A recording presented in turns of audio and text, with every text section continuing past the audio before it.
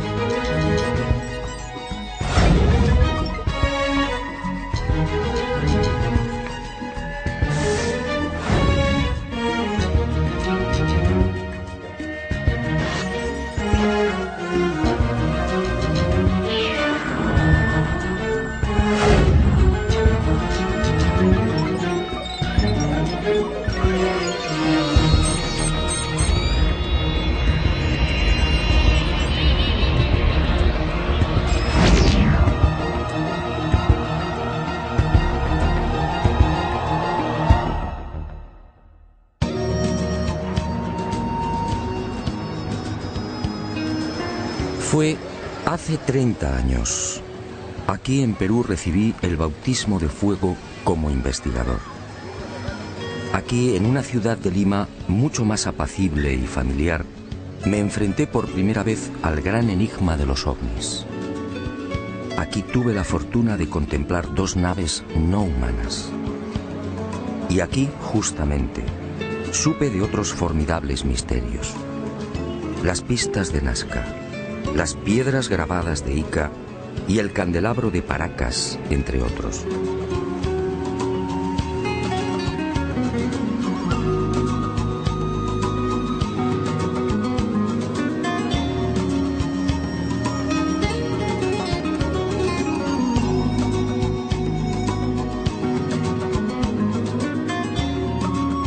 Sí, es mucho lo que le debo al Perú.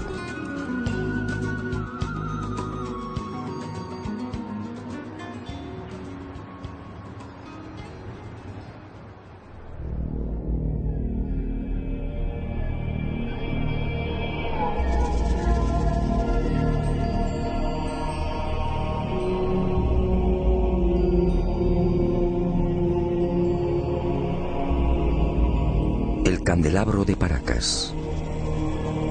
Hace 30 años nadie supo darme razón del porqué de este gran tridente.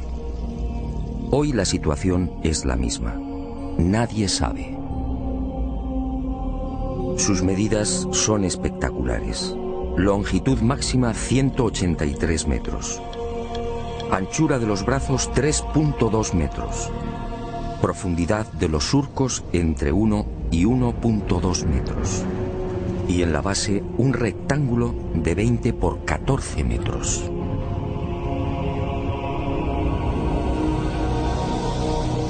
A simple vista la gigantesca figura parece elaborada con la técnica del vaciado.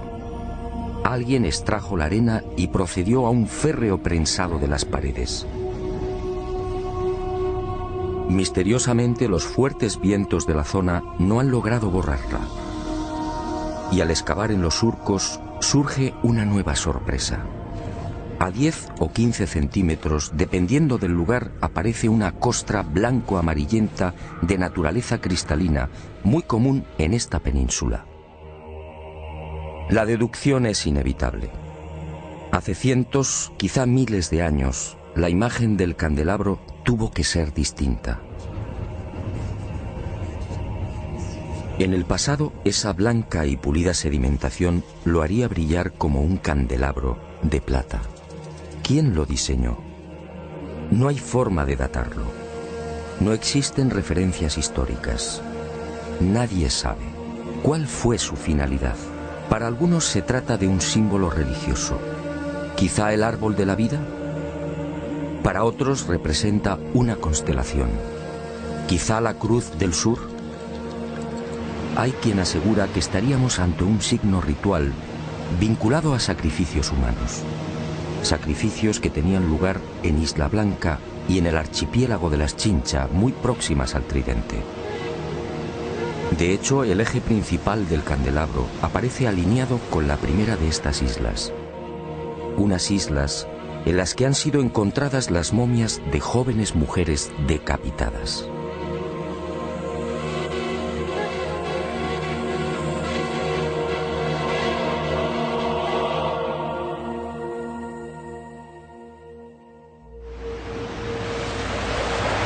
Para la mayoría de los estudiosos del candelabro, estas explicaciones son dudosas. Hay algo, sin embargo, en lo que todos coinciden.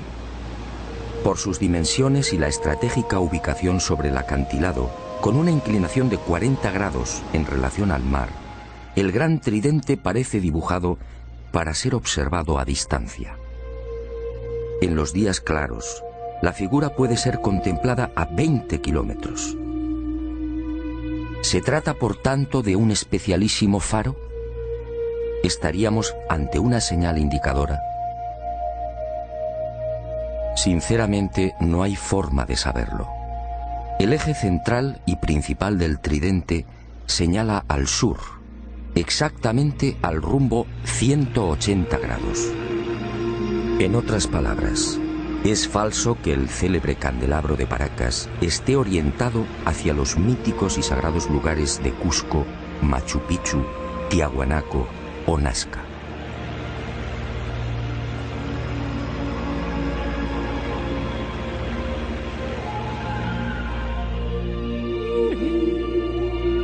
¿Una señal indicadora? Es muy probable. Una señal para los navegantes y sobre todo para los que surcaban los cielos. Pero ¿quién tenía la capacidad de volar hace cientos o miles de años?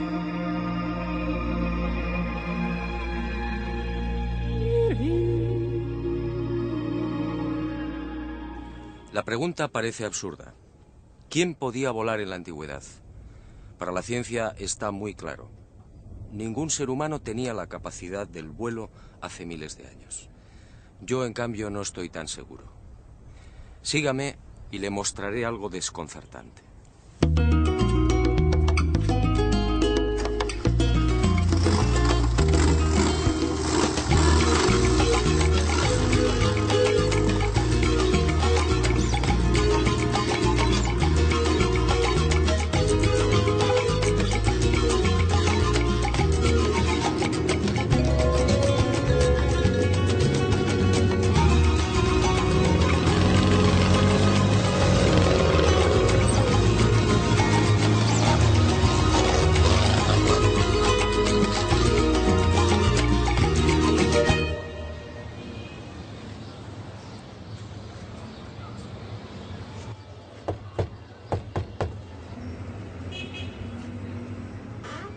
Se han cumplido 30 años desde que crucé el umbral de esta puerta por primera vez.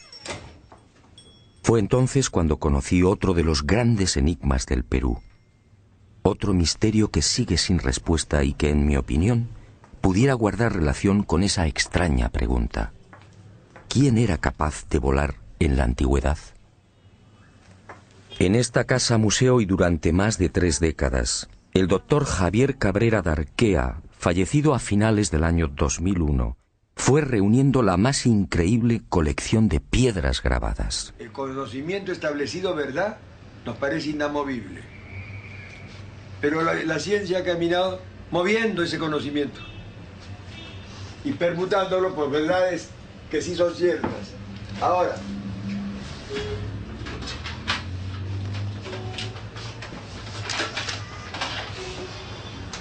esos instrumentos que ha visto ahí. Ahí está. ¿Como el hueso, claro? Hueso humano, tibia humana. 11.000 piedras de todos los tamaños, con unos altorrelieves asombrosos. Toda una biblioteca lítica desenterrada en el vecino desierto de Ocucaje. Todo un tesoro arqueológico que, al parecer, le fue suministrado por los indios. Pero el doctor Cabrera murió sin que la ciencia reconociera su gran labor. Es verdad, sí. Y ese es el... Y Lo mismo que salió en Japón, salió acá en Paracas. Ah, sí, es verdad, sí. Los seres que llevaban como una... En las piedras aparecen unos hombres realmente singulares. Son representados con grandes cráneos y con manos de 4 dedos, siempre sin pulgares. ¿Quiénes son estos seres? En opinión del doctor Cabrera, estaríamos ante una humanidad desconocida y remota que habitó la Tierra hace millones de años. Una humanidad, aseguraba el médico peruano, que alcanzó unos conocimientos y una tecnología extraordinarios. Y por razones desconocidas, desaparecieron.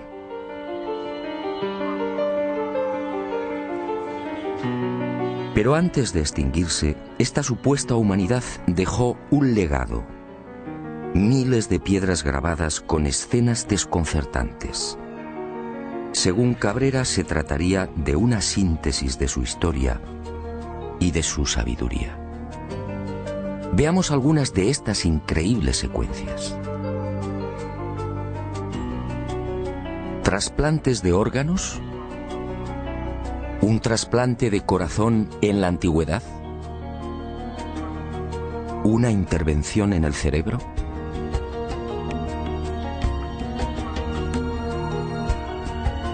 ¿Transfusiones de sangre? ¿Cesáreas hace millones de años?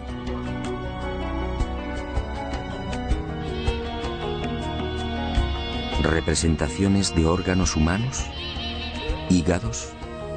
¿Corazones? ¿Riñones?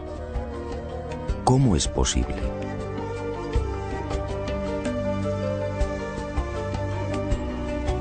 ¿Continentes hoy desaparecidos?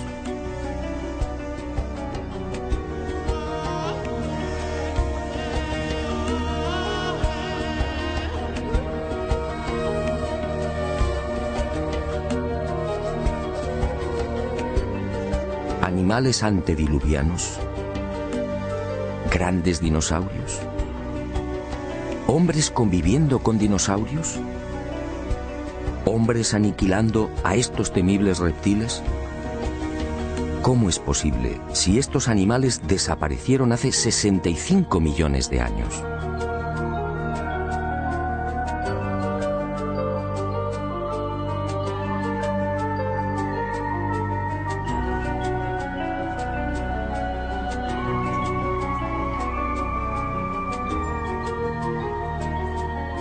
¿Canguros en América?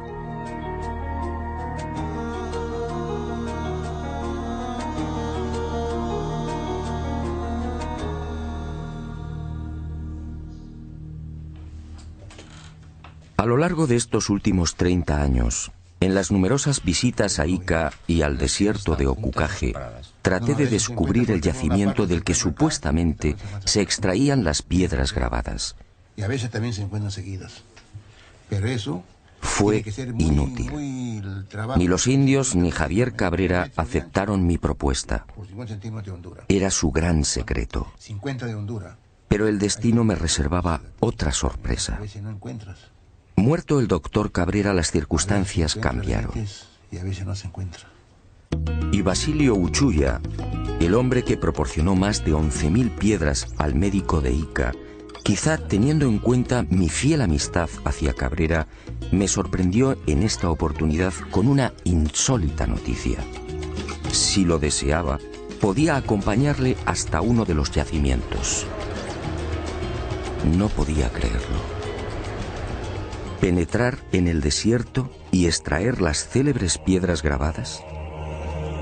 Una operación así podía despejar de una vez por todas el espinoso y polémico asunto de la autenticidad de la biblioteca lítica.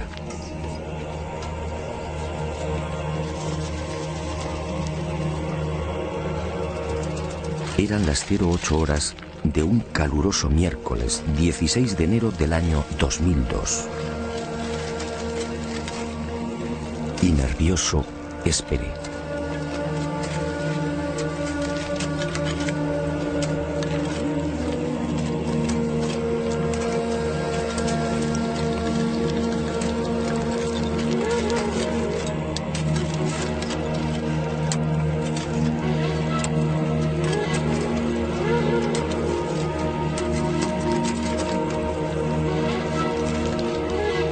45 minutos más tarde, el corazón me dio un vuelco.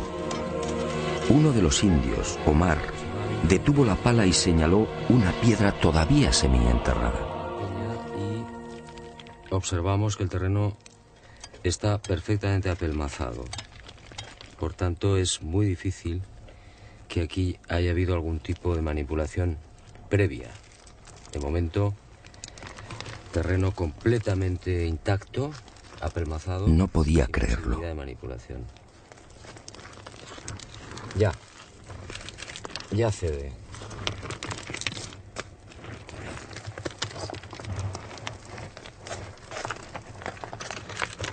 Es pesada, grande, de unos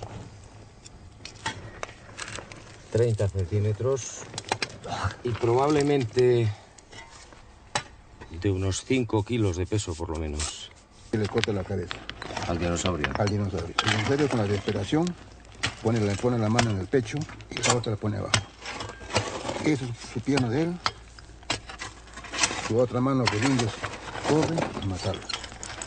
Su plumaje. Y a este primer hallazgo le siguieron otros. Los indios descubrieron nuevas piedras grabadas a razón de una cada 10 minutos. Es la tercera. Todas ellas, en apariencia, habían sido sepultadas mucho tiempo antes.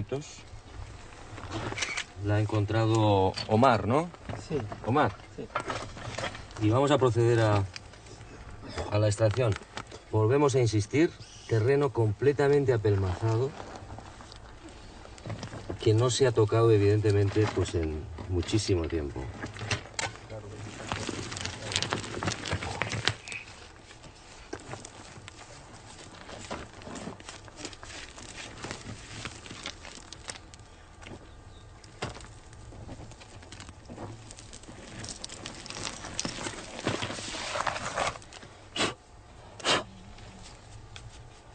Y se bota. Las grandes que tú le llevaste a Javier Cabrera. En la parte de allá. De allá. Bueno, esta es la cuarta piedra. Son las 10 menos 5 de la mañana. Fuerte calor. Pero creo que está mereciendo la pena porque ante nuestra sorpresa aparece una más. ¿Quién sabe cuántas puede haber aquí? En este cerro.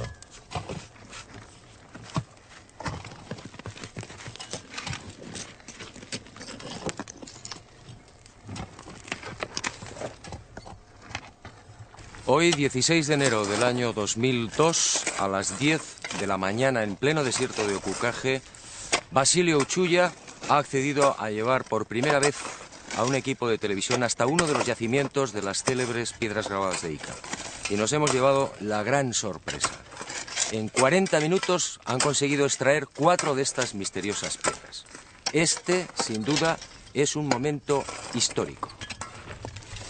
Aquella experiencia, sinceramente, me dejó perplejo. Y sentí una extraña alegría. En cierto modo, esta primicia mundial venía a compensar muchas de las amarguras sufridas por el doctor Cabrera. Y brindé por él y por la valentía y coraje que demostró en vida. Pero este importante hallazgo solo era el principio de una nueva investigación. Ahora debía someter estas piedras a toda una batería de minuciosos análisis. ¿Se trataba de grabados antiguos? ¿Estábamos ante una humanidad perdida y remota? Y el enigma de Ica se oscureció mucho más. ¿Quién podía volar en la antigüedad? En la biblioteca lítica de Ica aparece grabado con nitidez: hombres prehistóricos volando sobre grandes pájaros. ¿Los domesticaron? ¿Se trata de gigantescos reptiles voladores? ¿Y qué decir de estos pájaros de aspecto mecánico? ¿Qué quisieron representar? Y cuerpo humano. Entonces, un momentito. Ni qué decir tiene que la arqueología oficial no acepta las teorías y conclusiones del doctor Cabrera d'Arquea. Para la ciencia, la humanidad, nuestra humanidad, es la única. Y ceñidos a esta premisa, los arqueólogos peruanos se niegan incluso a examinar las piedras grabadas. Poco importa que los informes solicitados en su día por el doctor Cabrera a diferentes laboratorios revelen una misma y antiquísima pátina en la totalidad de las piedras. Que es curvo, que es limitado.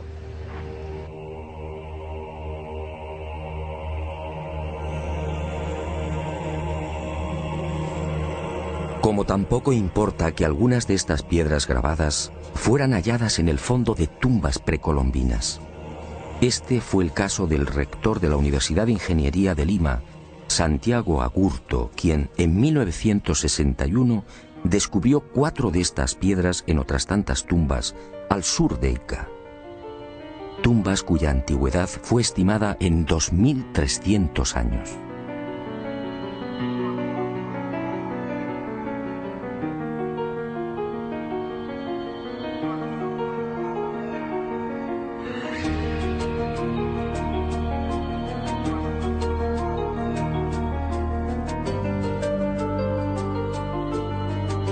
A mi regreso a España, como dije, varias de las piedras grabadas desenterradas en mi presencia fueron enviadas a 5 laboratorios pertenecientes a 4 universidades españolas y una canadiense. Aunque los estudios no han concluido, los primeros análisis arrojaron el siguiente resultado. En algunas de las piedras, las zonas grabadas presentan una oscura pátina, consecuencia muy probablemente de un largo proceso de oxidación natural. En palabras sencillas, esos grabados no son recientes. Pero otros estudios en otras piedras han puesto de manifiesto que las incisiones presentan una clara factura moderna. Los grabados habrían sido ejecutados con medios mecánicos motorizados. En suma, según estos análisis, y por ahora, algunas de las piedras extraídas del cerro serían recientes y otras antiguas. El enigma, por tanto, sigue en pie.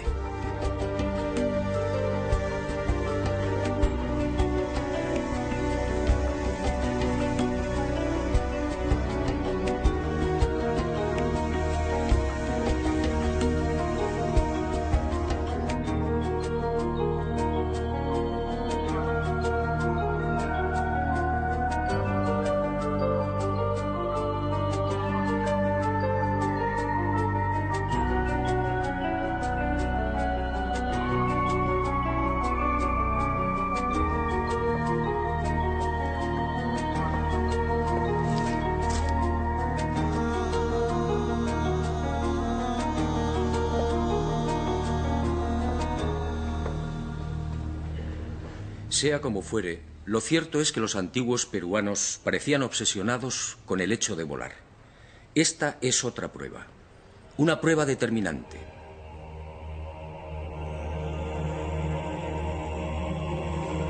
Huaco perteneciente a la cultura mochica, según los expertos fabricado hace 2000 años.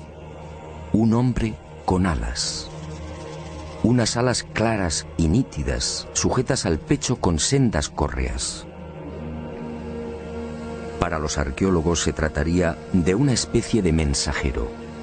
Y me pregunto, ¿un mensajero con alas provistas del correspondiente arnés? ¿No es más lógico pensar en la representación de un hombre que podía volar? Más aún, si los antiguos peruanos obviamente no estaban capacitados para practicar el vuelo, ¿no serán estos huacos y pinturas el recuerdo de otros seres que sí podían hacerlo?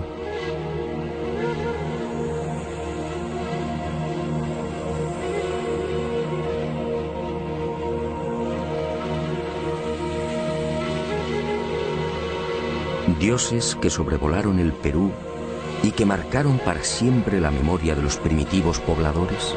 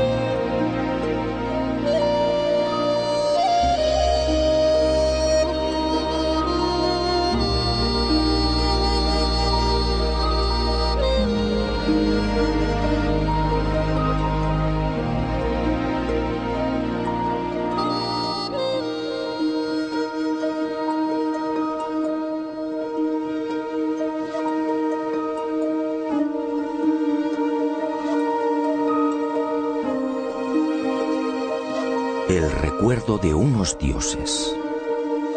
Quizás sea esta la explicación a las célebres y siempre fantásticas líneas y pistas que podemos contemplar en la desértica pampa de Nazca. Cientos de líneas kilométricas, cientos de pistas que asombran y confunden. Cientos de figuras dibujadas en un paño de casi 600 kilómetros cuadrados, estratégica y misteriosamente concentradas en las pampas y cuencas de Jumana, Santa Cruz, Río Grande, Palpa, Ingenio y Nazca.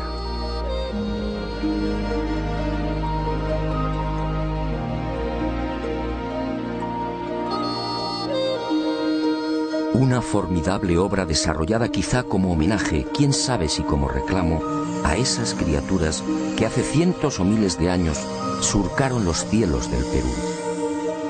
Los hombres alados, dioses capaces de volar, seres superiores gobernando extrañas y luminosas máquinas, dioses que prometieron volver. Y los hombres ansiosos plasmaron sus deseos en la tierra, dibujando grandes figuras, unas figuras solo visibles desde el aire, unas figuras mitad oración, mitad grito.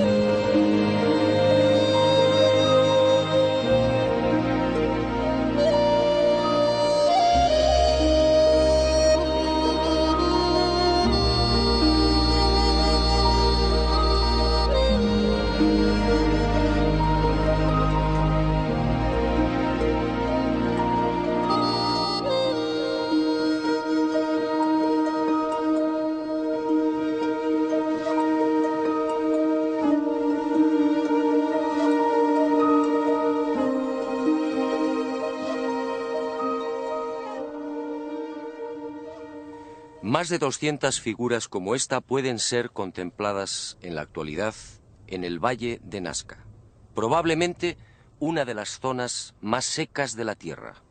Aquí no llueve nunca, o casi nunca. La corriente de Humboldt, en las costas del Pacífico, 3 grados por debajo de la temperatura del aire, es la responsable de esta extrema aridez. El índice de precipitaciones es realmente angustioso, apenas 1 centímetro cúbico al año. Y esas pocas gotas de agua se reparten en unos 30 minutos cada 2 años.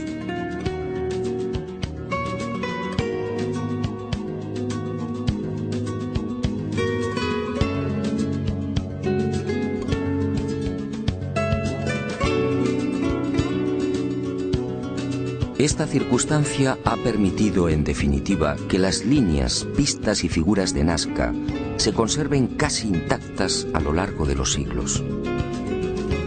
Y a la ausencia de lluvias hay que añadir también otro interesante y peculiar factor que ha preservado casi milagrosamente la integridad de este tesoro. Los guijarros de la pampa, sometidos durante el día a fuertes temperaturas, acumulan el calor, creando una especie de colchón que aísla la superficie del terreno y sobre el que se deslizan vientos y arenas.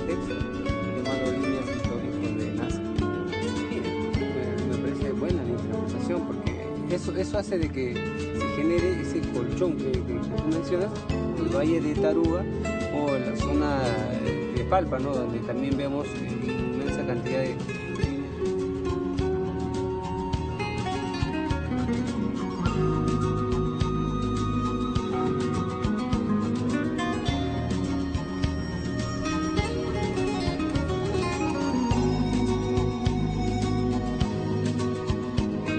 Amparados en estos dos importantes hechos, los creadores de las figuras hipistas solo tuvieron que proceder al barrido de la pampa para formar los dibujos. Al rayar la rojiza superficie del desierto, rico en hierro, aparece de inmediato una blanca capa de sílice, y el contraste de colores da vida a los formidables geoglifos. Los últimos estudios de datación, en especial los llevados a cabo por Percy Clarkson y Harry Hurton de las universidades de Winnipeg, en Canadá, y Nueva York, respectivamente, fijan la antigüedad de estos geoglifos en unos 500 años antes de Cristo.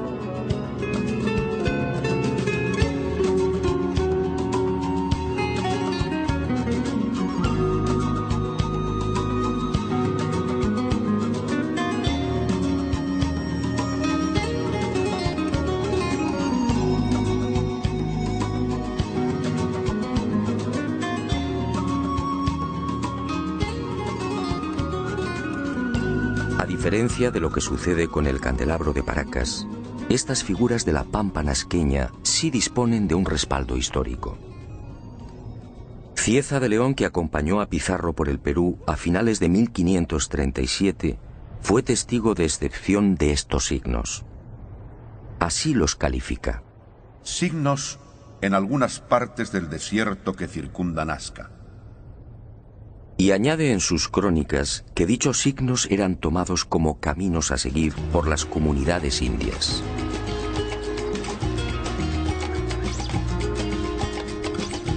En esa misma época, otro español, el soldado Francisco Hernández, acampa durante una semana en Nazca y escribe en su diario: Los indios trazaban grandes líneas en el suelo.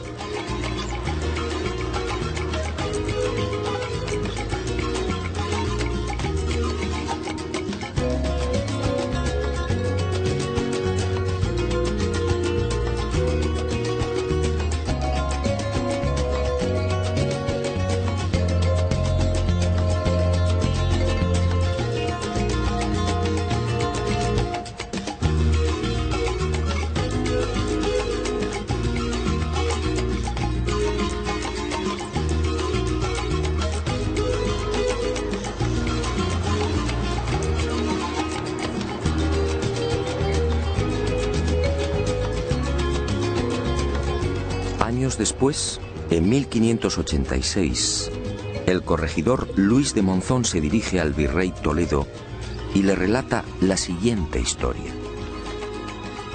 Antes que los españoles dominaran a los incas, en tiempos antiquísimos, un pequeño grupo de otro tipo de gente, a la que llamaban los viracochas, llegó a esta tierra.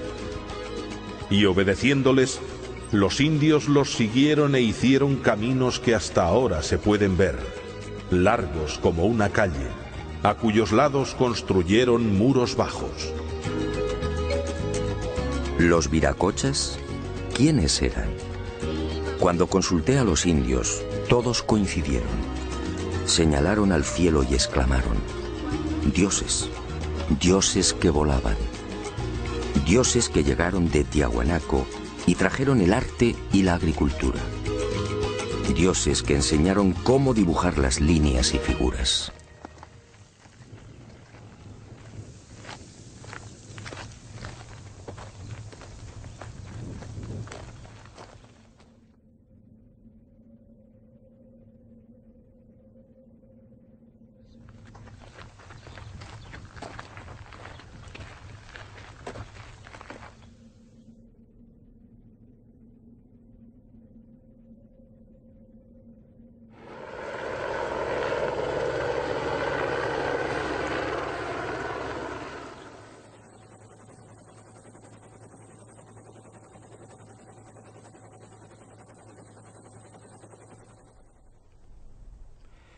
Pero además de estas célebres figuras, los antiguos pobladores de la Pampa crearon otros símbolos no menos misteriosos.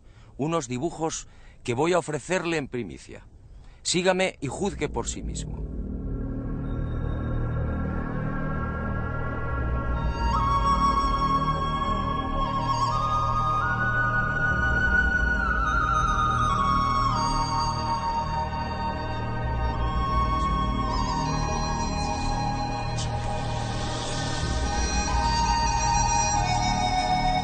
Al norte de la ciudad de Nazca, a poco más de 25 kilómetros, y entre los resecos arenales de Palpa, Ica y Ocucaje, este planeta encantado nos reserva otra sorpresa.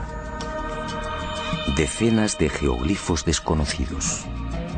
Alrededor de 300 figuras similares a las de Nazca, que nunca fueron filmadas.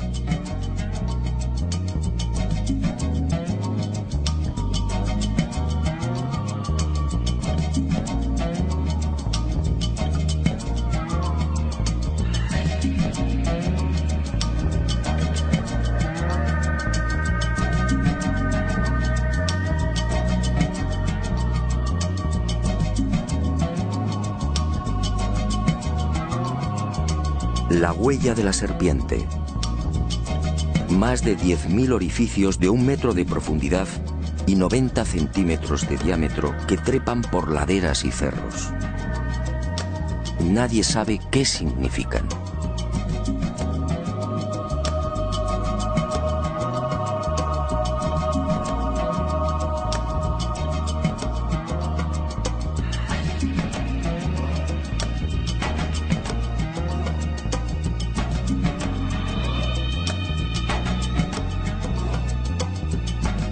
Lo que algunos llaman la tarjeta perforada.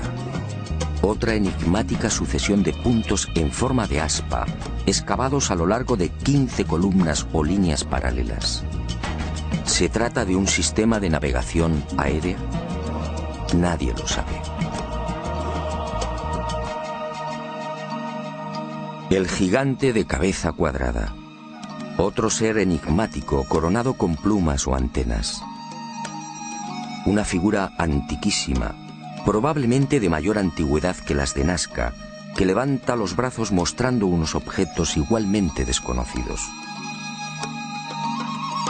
Y en las laderas de los cerros próximos, nuevos gigantes.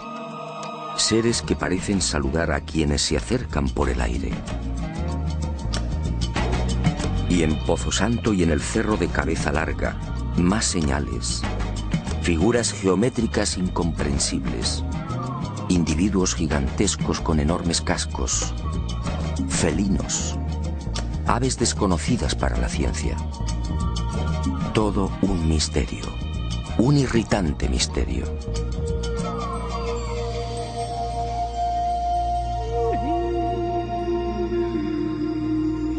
Y al igual que en el Valle del Ingenio, más líneas y pistas, cientos.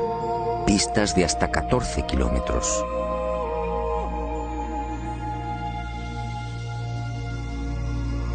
Pistas de trazado impecable, entre las que surgen elaboradas figuras de aves y flores. Imágenes que lamentablemente, como dije, están siendo destruidas por la mano del hombre. Y en el calcinado arenal de Ica, otro desafío. Esta figura fue descubierta en 1984 por los pilotos de Aerocóndor en la hacienda San Javier. Desde entonces recibe el nombre de la Estrella de San Javier. Mide 64 metros de diámetro y constituye sin duda el más arduo de los jeroglíficos. ¿Qué significa la gran cruz central? ¿Cómo debemos interpretar los 200 orificios y las decenas de líneas que unen los círculos? ¿Estamos ante un mensaje matemático?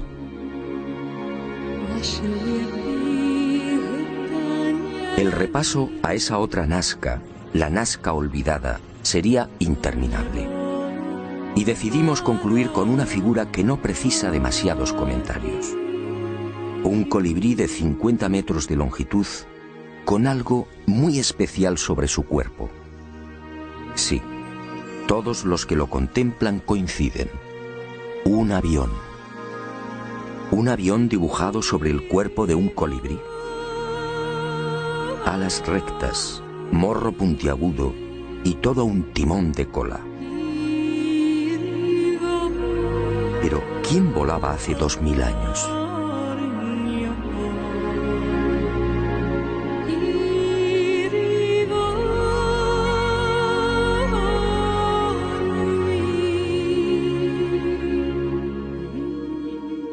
El enigma de Nazca ha cumplido 75 años.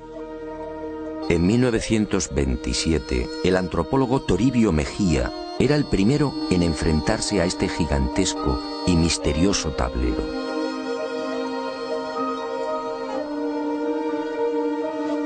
Después sería redescubierto por toda una legión de expertos. Para Kosok, por ejemplo, estas figuras eran la representación de las trayectorias del Sol, de la Luna y de los planetas. En otras palabras, el mayor libro de astronomía del mundo. Para Maria Reiche, la matemática alemana que dedicó su vida al estudio de la Pampa, se trataba de un calendario. Un formidable calendario en el que las figuras reproducían constelaciones y las líneas marcaban solsticios y equinoccios. Gerald Hawkins sometió esta teoría de Reiche a las computadoras y comprobó que la hipótesis del calendario era falsa. Para el explorador inglés Tony Morrison, las líneas son caminos, senderos sagrados que unirían templos. Pero, ¿dónde están esos supuestos templos? Otros, como Jim Gutman, están convencidos de que los antiguos pobladores del Perú llegaron a fabricar y utilizar globos aerostáticos. Así, dicen, diseñaron las figuras. Dobkin, de Ríos y Cárdenas van más allá y apuntan una explicación tan poco convincente como las anteriores.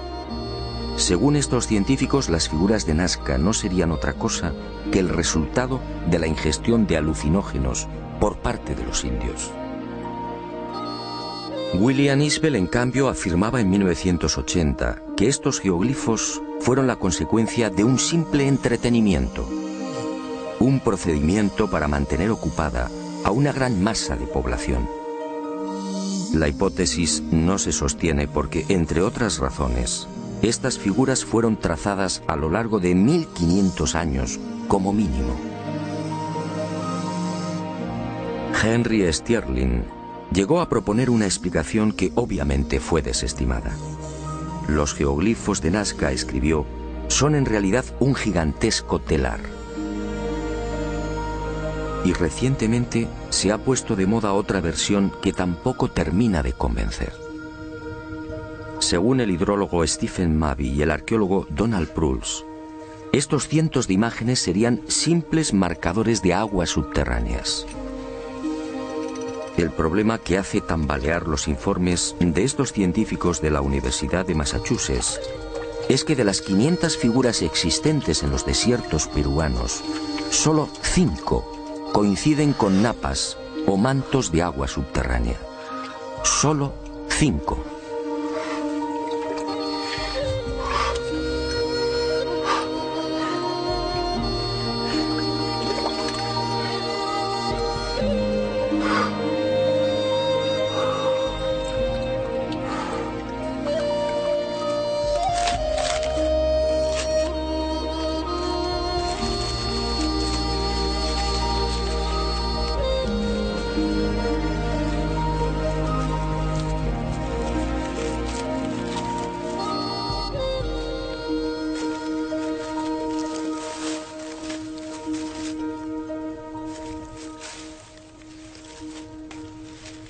Es evidente que ninguno de estos investigadores y científicos se interesó jamás por la opinión de los indígenas.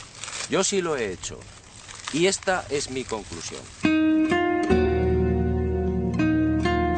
La tradición peruana dice: hace mucho tiempo, sobre esta pampa descendieron unos seres que podían volar. Fueron los viracochas, los dioses llegados del este. Unos hombres buenos que trajeron la paz, la concordia y el progreso. Y fueron esos dioses quienes dibujaron las primeras líneas y figuras.